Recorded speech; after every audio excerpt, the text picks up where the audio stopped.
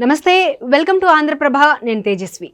పీచు మిఠాయి అంటే పిల్లలకు చాలా ఇష్టం. ఎందుకంటే నోట్లో వేసుకోగానే కరిగిపోతుంది. అది చిన్నారుల కంట పడితే అది కొనిచ్చే వరకు మారం చేస్తూనే ఉంటారు. మరి ఇష్టాన్ని కాదనలేక పేరెంట్స్ కొనిస్తున్నారు. ఇంతవరకు బాగానే ఉంది. తినడానికి చాలా తీయగా ఉండటంతో కొన్నిసార్లు పెద్దలు కూడా రుచి చూస్తుంటారు. పీచు మిఠాయి తినే పిల్లల ఆరోగ్యంపై తీవ్ర ప్రభావం పడుతోంది. వాటిని తినడం వల్ల అనేక దుష్ప్రభావాలు కలుగుతాయా అంటే అవుననే సమాధానం వినిపిస్తోంది. ఇటీవల తమిళనాడు, పుదుచ్చేరిలో కాటన్ మిఠాయి విక్రయాలపై విధించిన నిషేధం ఏపీలోనూ ప్రమాద ఘంటికలు మోగించింది. శాంపిల్స్ సేకరించి పరీక్షలకు పంపాలని ప్రభుత్వం అన్ని జిల్లాల అధికారులను ఆదేశించింది. పీచు మిఠాయిని టెస్ట్ చేసిన సైంటిస్టులు అందులో కలిపిన కెమికల్స్ చూసి షాక్ అయ్యారు.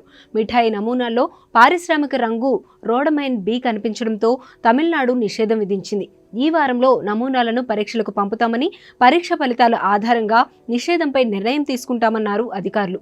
కాటన్ క్యాండీలను సింథటిక్, అనుమతి లేని రంగులను ఉపయోగించి తయారు చేస్తారని, ఇవి క్యాన్సర్ కారకమని చెప్పారు.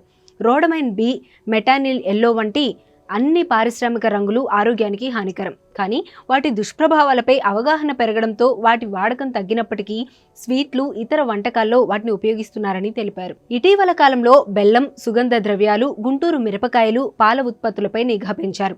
రాష్ట్ర వ్యాప్తంగా శాంపిల్స్ సేకరించి పరీక్షలకు పంపామని, నెల రోజుల్లో రిపోర్టులు వస్తాయని చెప్పారు.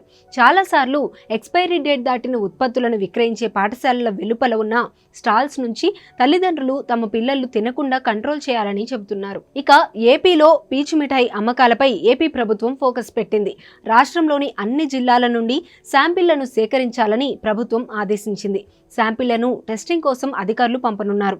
ల్యాబ్ టెస్టింగ్ ఆధారంగా ఏపీలో పీచు మిఠాయిపై నిషేధంపై నిర్ణయం తీసుకోనుంది ప్రభుత్వం.